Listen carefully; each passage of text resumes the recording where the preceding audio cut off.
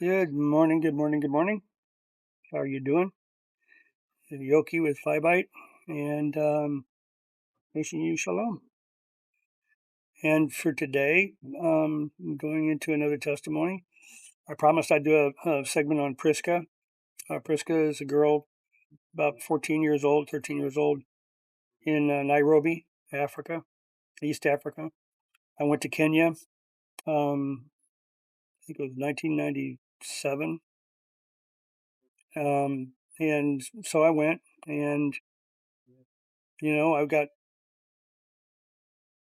I got the utterance, the compulsion, the whatever you want to call it, leading guidance.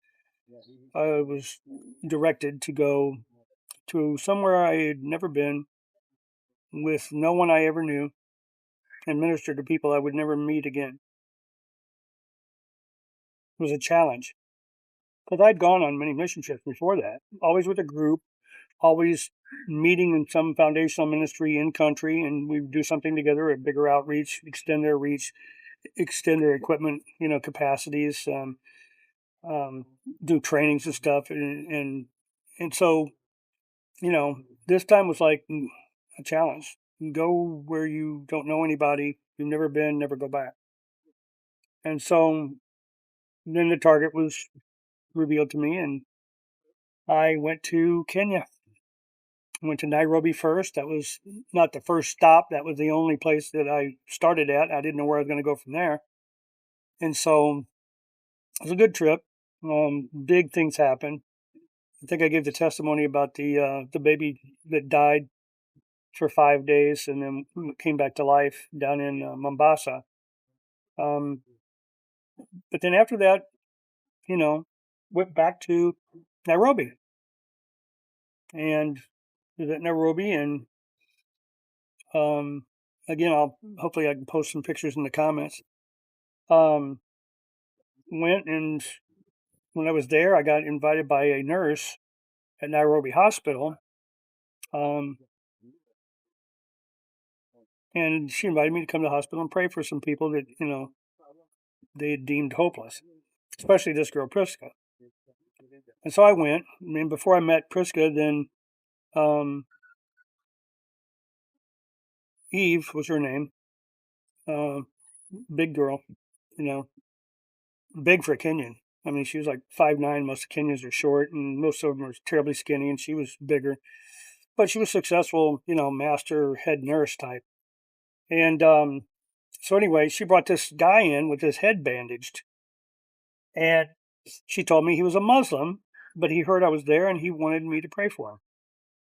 So she put me in this little room, I guess a meeting room, a diagnostic room or something, consultation room at the hospital. And she brought him in and sat down, and he told me what the problem was and that they drilled a hole in his head to relieve the pressure, but they couldn't operate yet. They didn't know what exactly they needed to do to fix his problem. And he'd been hit head by with a pipe, and then he had some kind of internal cranial damage. Yeah, he didn't tell me a lot about that, but he wanted me to pray for him.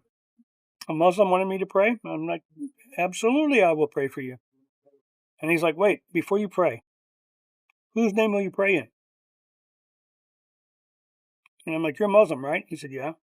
I said, well, I can only pray in the name I know. I can only pray to the God I know. I don't know, you know, anything about, you know, who you pray to and things like that. But I gotta stick to what I know and who I have a relationship with. And I do have a relationship with him and his son. So I'll pray in the name of the Son of the one true God. Now you can, you know, accept that and get healed, or you can reject that and go on, in the natural, or find somebody to pray for you in some other name. But if it's me, I would want the most powerful prayer I could get. The most powerful prayer I can get. And your Quran says that Yeshua is the son of Mary, not Joseph. It says that Yeshua is sitting at the right hand of the Father and will come back and rule the earth someday. He said, that's true. I said, well, so then you know him. And you pray to him, and if you get an answer, then you got to start following him.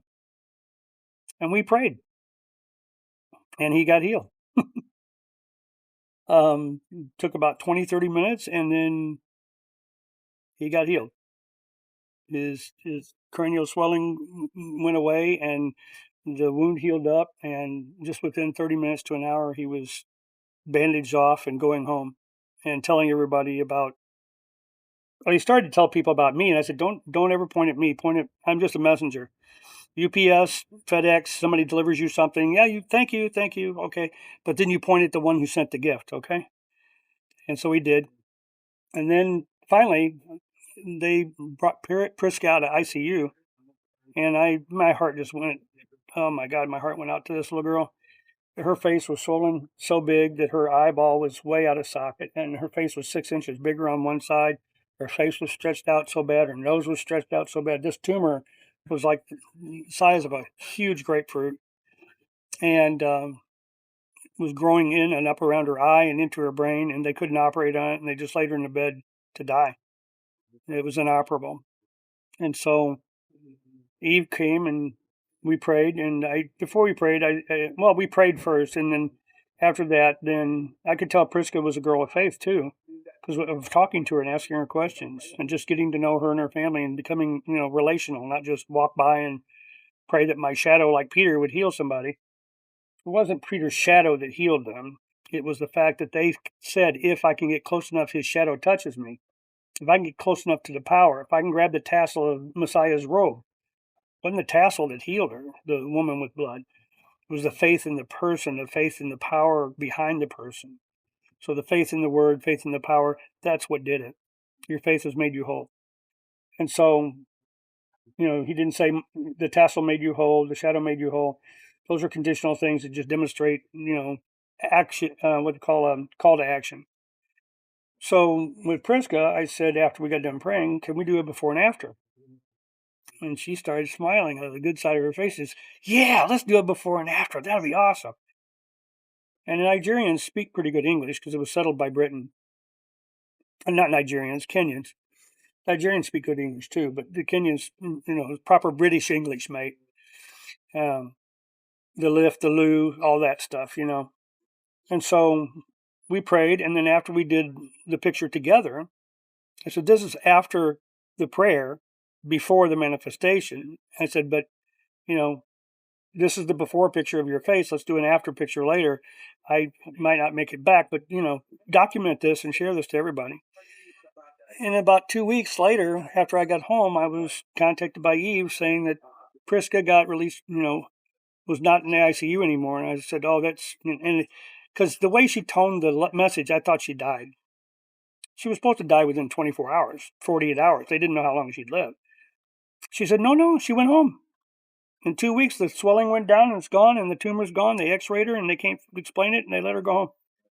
I said, well, I hope she does the after picture. She goes, oh, yeah, I did after picture. This is way before the internet had, video calls and all that stuff, so we couldn't do that. 97. And so, and even scanning picture, everything was still on film. I wish we could have got documentation of that. That would have been amazing. But anyway, that's the story of Priska, and I think that I will keep this one short because if I keep them separated, I keep them short. I can machine gun hundreds of testimonies, hundreds of healings. And so when it comes to people getting discouraged that have cancer or leukemia or any kind of problem, I don't care what the problem is, power that made the body can heal the body. And it's not just about healing. Miracles happen in a lot of different ways. I'm going to give a testimony tomorrow, probably, a good friend of mine's testimony of how she was spared situation through miracles. And so anyway, keep this short. It's hard. It's hard to stop a river when it starts flowing, but it's already been 9 minutes plus, so I will respect your time. Please watch these things to the end. I know they might seem long compared to those shorts that you keep scrolling. This will get down in your spirit. This will change your life. If you change your perspective about him, his power, his willingness and desire to bless you and heal you and make you whole in finances and body and relationships and whatever, then It'll encourage you. And discouragement is one of the big enemies. So be encouraged. And I hope and pray that I can encourage you more and more and more. We're about ready to get out of the testimony series and get into biblical teaching series, which will be a long, never ending one. And they'll probably split this into 2 different days of taping, one for testimonies, which will just never stop. Testimonies never stopped, not since creation. So, um, we'll continue with the creation, and I'll create a different series for the biblical teaching series. But anyway, that's it for today. And I pray that you do have a personal encounter with that relationship that causes realities to sink into your soul. That He is real, He is powerful, all knowing, can do all things, and does want the best for you. But you got to be willing to humble yourself and submit to Him and love Him enough to do what He says, no matter what it is. And sometimes it's going to work out, it's going to cost you. But that's what sacrifice is. It's proof of faith. That's what Isaac did with his dad.